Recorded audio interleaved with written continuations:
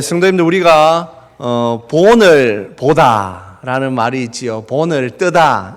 본이라는 게 있습니다. 본이 굉장히 중요하지요. 본이 흔들리면 나머지 이제 일이 제대로 잘 되지 않지요. 그래서 특별히 어떤 금속을 계속 같은 걸 제작하는 데서는 그 맨 처음 그 본이 굉장히 중요합니다.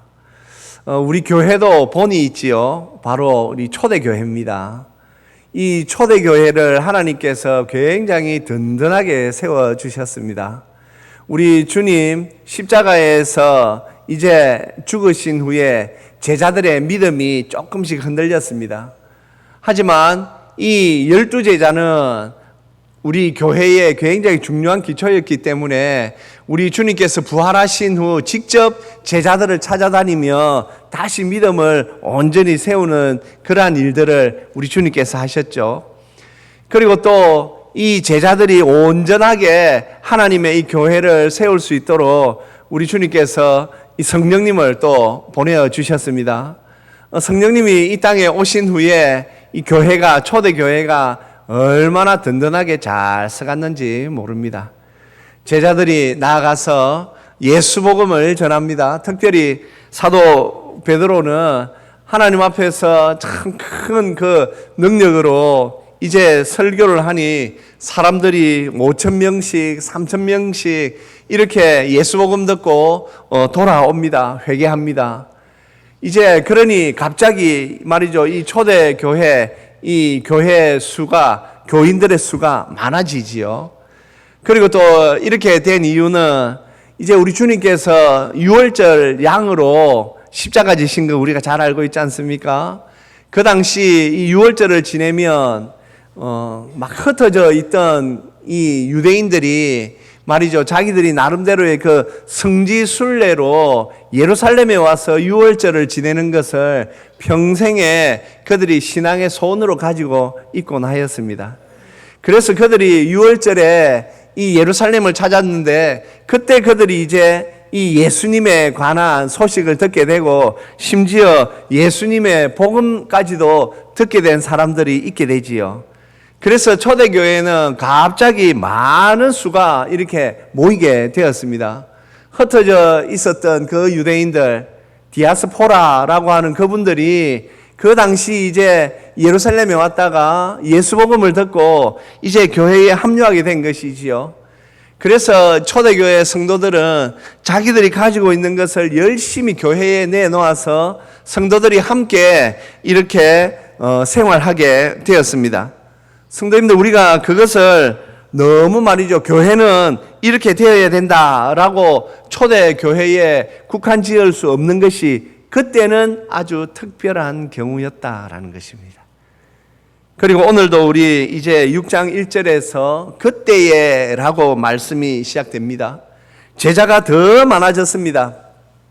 앞서 제가 말씀드린 이 말씀대로 이제 성령께서 임하셨고 교회가 시작되고 그리고 사도들이 열심히 예수 복음을 전하는 가운데 사람들이 교회로 많이 몰려들었습니다. 그러다 보니 이제 이 문제가 발생하기도 하지요. 성도님들, 이 세상에서는 완전한 교회가 없습니다. 그것을 어쩌면 초대교회도 오늘 우리에게 보여주는 것이지요. 이 세상에서 완전한 교회가 없기 때문에 우리는 이 세상에서 완전한 교회를 기대해서는 안 됩니다. 그러면 교회는 불완전하다면 교회가 어떻게 되겠느냐? 성도님들, 그 불완전한 교회를 세워가는 것이 바로 하나님의 은혜와 능력입니다.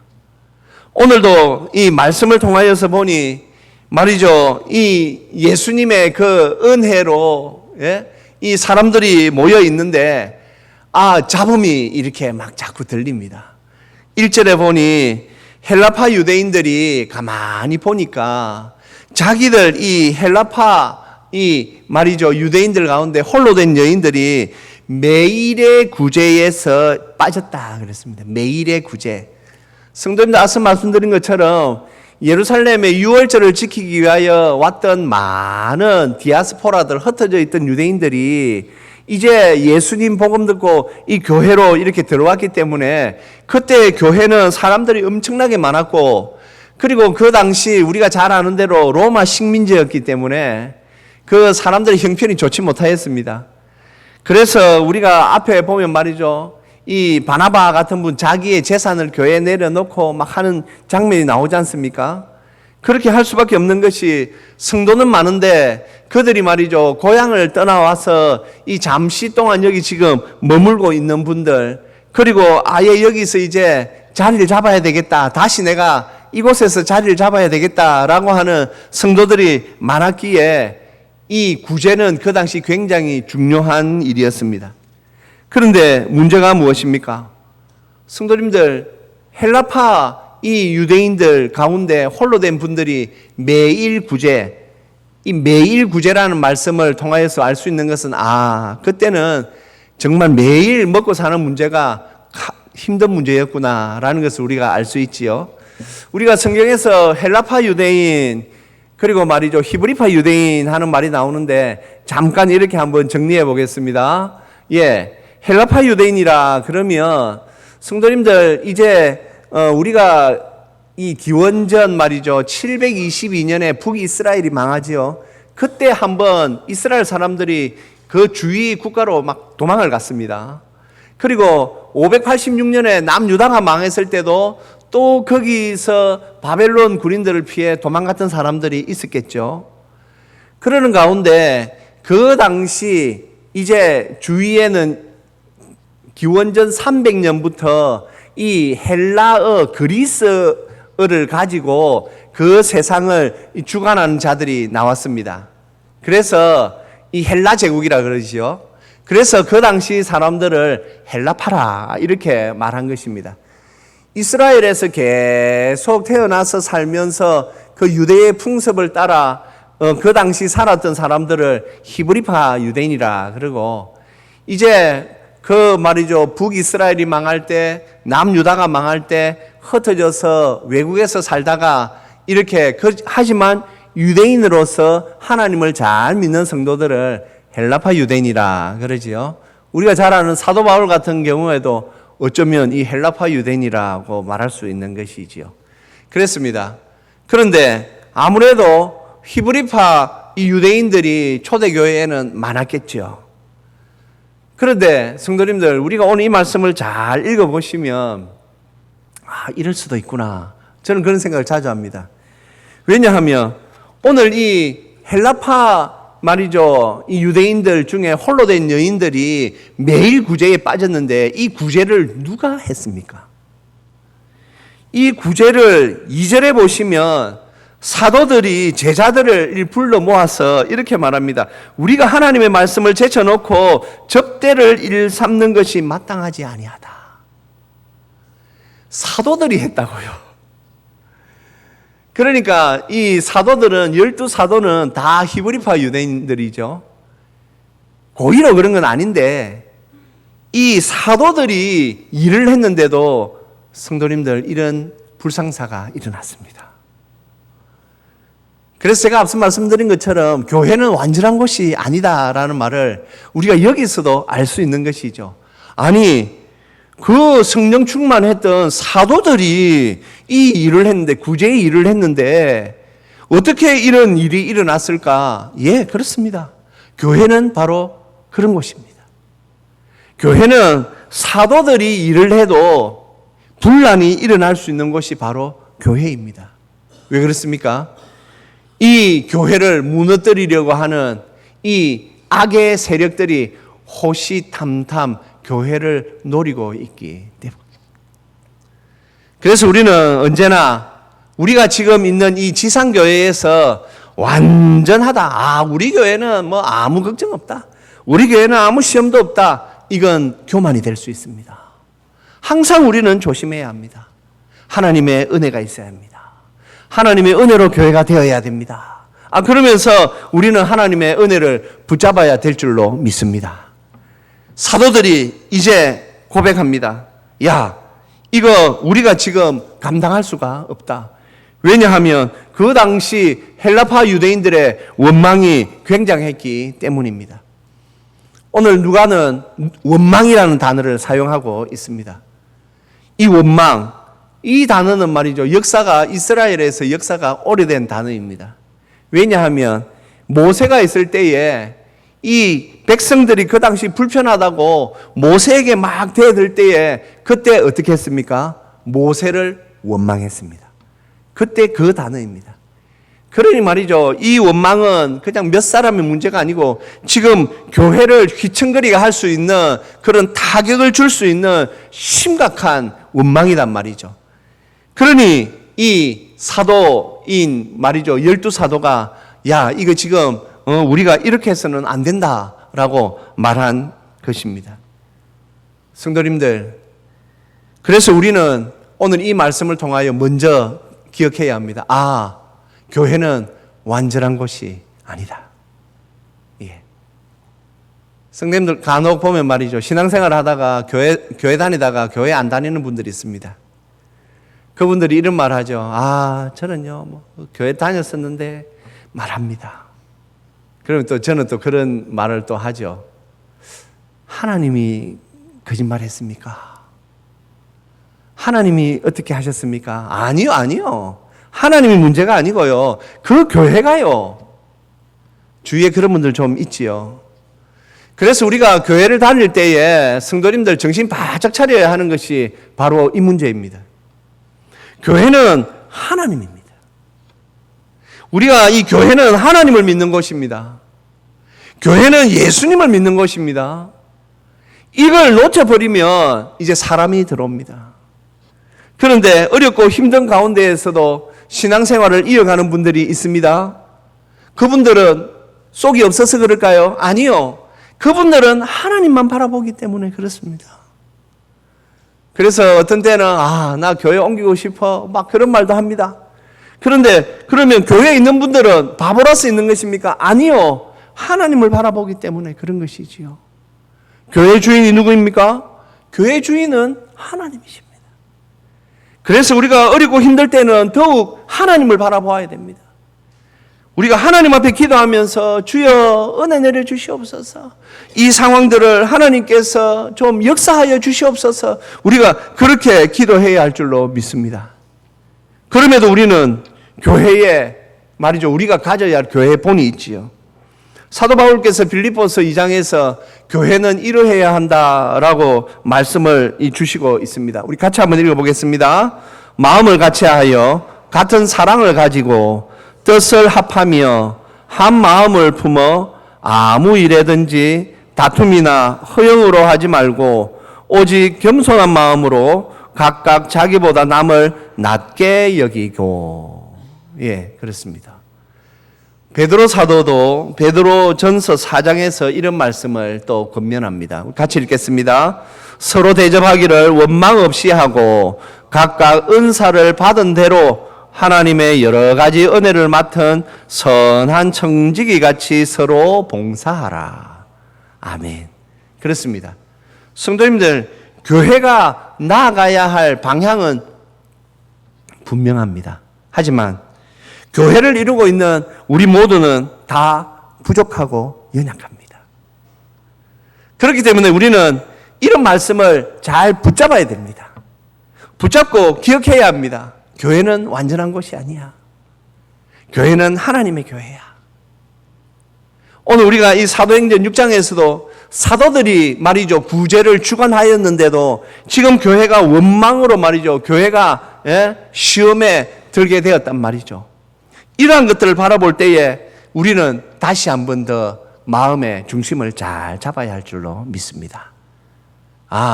교회는 완전하지 않아.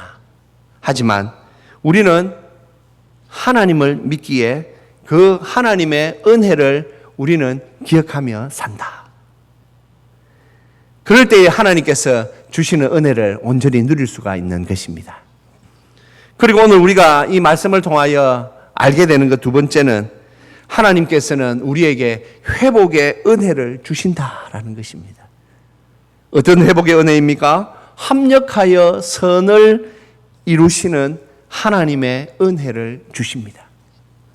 성도님들이 이제 이 사도들이 이렇게 말합니다. 야, 우리가 이 말씀을 제쳐두고 우리가 이 봉사하는 거, 이건 우리가 옳지 않은 것 같아. 그래서 이 교회의 모든 제자들을 불러 모아서 이렇게 말하죠. 성령과 지혜가 충만하여 칭찬받는 사람 7을 세워봐라. 우리가 이제 그들에게 우리가 이 모든 것을 우리가 맡기겠다. 그리고는 뭐라고 합니까? 우리는 이제 더 이상 이 일에 관여하지 않겠다. 그러자 이 교회가 모여서 말이죠. 이 사도들의 이 말씀을 따라 이제 7 집사님을 세웁니다. 오늘 우리 성경에 보면 누가가 7 집사님의 이름을 쫙 기록하고 있습니다.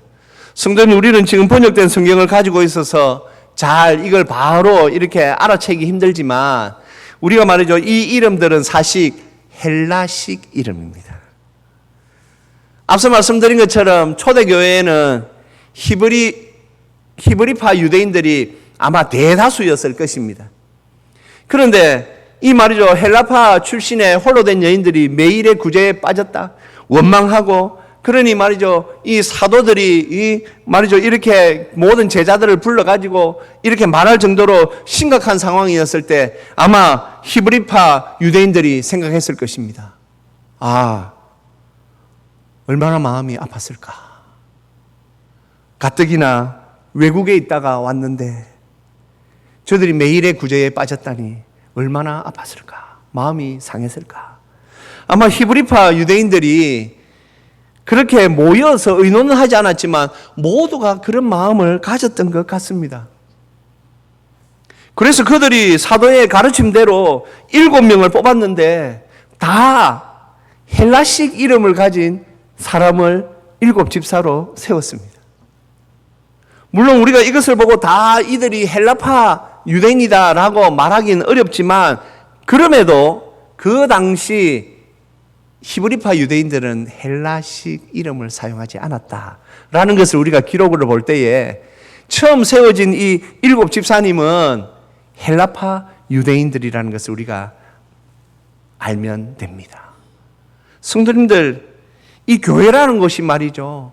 제가 앞서 말씀드린 것처럼 불완전하기 때문에 교회를 다니다가 보면 참 어떤 때는 인간적으로 좋지 못한 모습을 볼 때도 많이 있습니다. 아마 여기 계신 분들은 다 아마 그걸 다 경험했고 아마 잘 알 것입니다. 성도님들, 그래도 교회가 예수님 오신 후 2000년 동안 계속 지속되는 이유가 무엇일까요? 교회는 사람의 교회가 아닙니다. 교회는 하나님의 교회입니다. 교회는 하나님의 교회이기 때문에 하나님께서 역사하십니다. 간절함이 있고 우리가 소망이 있고 믿음이 있을 때에는 하나님께서 그 소망과 믿음을 보시고 역사하십니다. 오늘 이 히브리파 유대인들이 마음이 아프다. 저 헬라파 유대인들이 매일의 구제에서 빠졌을 때 우리는 그것도 모르고 우리는 다 먹는 줄 알고 우리가 하하호호 그리 먹었는데 저 구제에 빠진 저분들 얼마나 우리를 원망했을까. 그리고는 그 한 마음으로 헬라파 유대인 중에 7 집사님을 세웁니다. 성도님들, 그러면 우리가 어렵고 힘들 때에 하나님의 은혜로 회복되어지는 그 과정에서 누가 사용될 수 있습니까? 아무나 회복의 사람이 될 수 있습니까? 아니요. 간혹 보면 회복이 안 되는 분들이 있습니다. 왜 안 될까요? 어려움이 없는 것 같은데 회복이 안 돼요. 오늘 그 이유를 누가가 정확하게 기록하고 있습니다. 성령과 지혜가 충만하여 칭찬받는 사람. 하나님의 교회, 하나님께서 합력하여 선을 이루실 때에 우리는 간혹 이런 생각을 합니다. 감나무 밑에서 입 벌리고 누워서 언젠간 이 감이 떨어질 거야. 성도님들, 하나님의 역사는 그렇게 이루어지지 않습니다. 하나님의 역사는 성령과 지혜가 충만한 사람을 통하여 하나님의 역사는 이루어집니다. 그래서 우리 중앙교회 모든 성도들은 내가 성령과 지혜가 충만한 사람이 되어야 된다. 누가 말입니까? 누가 이렇게 되어야 된다고요? 한번 오늘 날씨도 좋습니다. 누가 성령과 지혜가 충만한 사람이 되어야 합니까? 아직까지도 자신이 없군요. 자신이 없는 겁니까? 나는 성령과 지혜가 충만한 사람 못하겠습니다. 라고 버티시는 겁니까? 곤란합니다. 저한테 곤란한 거 아닙니다. 하나님 보시기에 곤란할 수 있으니, 한번 소리를 내 주십시오. 누가 성령과 지혜가 충만한 사람이 되어야 합니까? 맞습니다. 내가 되어야 합니다. 내가 성령과 지혜가 충만한 사람이 되어야 합니다. 성령과 지혜가 충만하여 칭찬받는 사람. 사실 여기 칭찬받는 사람이라는 원 헬라 말은 말이죠. 정인이라고 하는 마르투스라는 그 정인이라는 단어에서 나온 것입니다. 그래서 성경을 번역할 때에 많은 분들은 성령과 지혜가 충만하다고 이미 증명된 사람이라고도 쓰지만 영어권에서는 대부분 다 오늘 우리 한글 번역 성경처럼 성령과 지혜가 충만하여 칭찬받는 사람이라고 번역했습니다. 왜냐하면 증명된 사람들은 다 보니까 칭찬받고 있어요. 성도님들, 성령과 지혜가 충만한 분들은요, 다 칭찬받으면서 그렇게 있다라는 사실입니다. 그래서 어쩌면 이 성경 번역은 다 옳다고 저는 생각합니다. 하나님께서 우리 중앙교회를 세워가실 때에 누가 이 성령과 지혜가 충만하여 하나님께서 합력하여 선을 이루시는 데 사용될 것인가? 바로 내가 그렇게 사용되어야 합니다. 성도님들, 지금 우리 중앙교회가 참 중요한 시절을 지내고 있습니다. 성도님들의 마음이 전도의 마음에 지금 열리고 있고 하나님께서 우리의 소원을 들으시고 우리가 늘 기도하는 것처럼 하나님 이 점촌 이 지역에 우리 교회가 구원의 방주로서 복음의 파수꾼으로서 사용되기를 원합니다. 우리가 하나님 앞에 계속 소원을 아뢰기에 하나님께서 이 기도 가운데 역사하실 줄로 믿습니다. 그래서 우리가 지금 준비되어야 합니다. 어떻게 준비되어야 합니까? 성령과 지혜가 충만한 자로 준비되어야 합니다. 성령과 지혜가 충만하기 위해서 필요한 것이 무엇이 있을까요? 우리 주님께서 말씀하셨죠. 마태복음 16장에서 누구든지 나를 쫓아오려거든 자기를 부인하고 자기 십자가를 지고 나를 따를지라. 그렇습니다. 성도님들, 우리가 성령과 지혜가 충만하기 위해서는 주님께서 말씀하신 대로 자기 십자가를 지고 자기를 죽이는 사람이 바로 성령과 지혜가 충만한 사람이 될 수가 있습니다. 세상에 하고 싶은 거 다 하면서 우리가 이 말씀을 이룰 수가 없습니다. 아직까지도 눈치채지 못하셨습니까? 이 세상은 마지막으로 지금 가고 있습니다. 성도님들도 마음 상하시지요? 저도 농사 짓지 않지만은 지난 한 10일 동안 마음이 얼마나 불편한지. 새벽이면 창밖을 보고 이래가지고 농사가 되겠다. 이래가지고 벼농사 지은 분들 하나님 좀 적당히 하나님 내려주십시오. 지금 자연이 말이죠. 막 컨트롤이 되지 않습니다. 마지막 때를 살아가고 있다는 걸 알면 이제는 우리가 말이죠. 잘 삶을 조금 정리를 잘 해야 합니다. 오직 하나님, 오직 믿음, 신앙생활 하는데 조금 더 시간을 내어야 합니다. 언제 우리가 그 시간을 맞이하게 될지 모릅니다. 그래서 오늘 하나님께서 우리에게 이 회복력에 관한 말씀을 주시는 것입니다.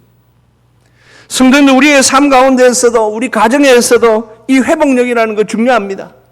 돈만 있으면 됩니까?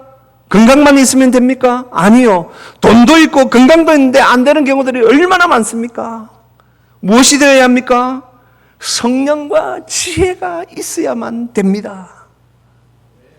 가정도 성령과 지혜가 있으면 걱정할 필요 없습니다.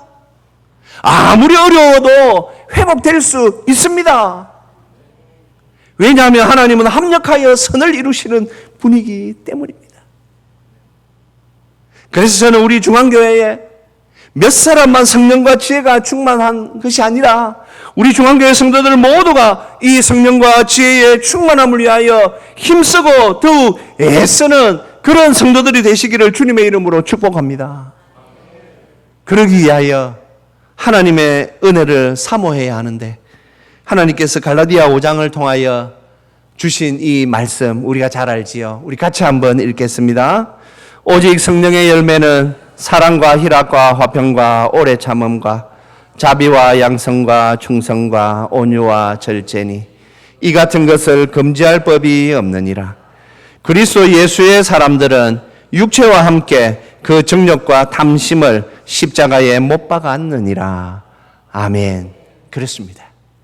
그리스도 예수의 사람들은 이렇게 살아야 합니다. 그래야 우리에게 어려움이 있을 때에 우리는 그것들을 거뜬히 회복할 수 있습니다. 초대교회가 얼마나 지금 큰 어려움입니까? 성도님들, 먹는 문제에 시험이 들었습니다. 이걸 어떻게 해결하겠습니까? 그런데 오늘 초대교회는 이 문제를 성령과 지혜에 충만한 자들로 통하여서 하나님께서 역사하심으로 잘 해결해 내었습니다. 우리도 우리의 삶 가운데에서 하나님의 이 은혜로 우리가 해결해 내어야 할 문제들, 회복해야 할 문제들 우리가 회복해야만 합니다. 오늘 7절 말씀은 굉장히 의미 있게 누가가 기록해 놓고 있습니다. 우리 7절 말씀 한번 올려주십시오. 같이 읽겠습니다. 하나님의 말씀이 점점 왕성하여 예루살렘에 있는 제자의 수가 더 심히 많아지고 허다한 제사장의 무리도 이 도에 복종하니라. 아멘. 신학자 중에 예레미야스라는 분은 그 당시에 이 예루살렘에 제사장이 약 8,000명 정도 있었다라고 기록하고 있습니다.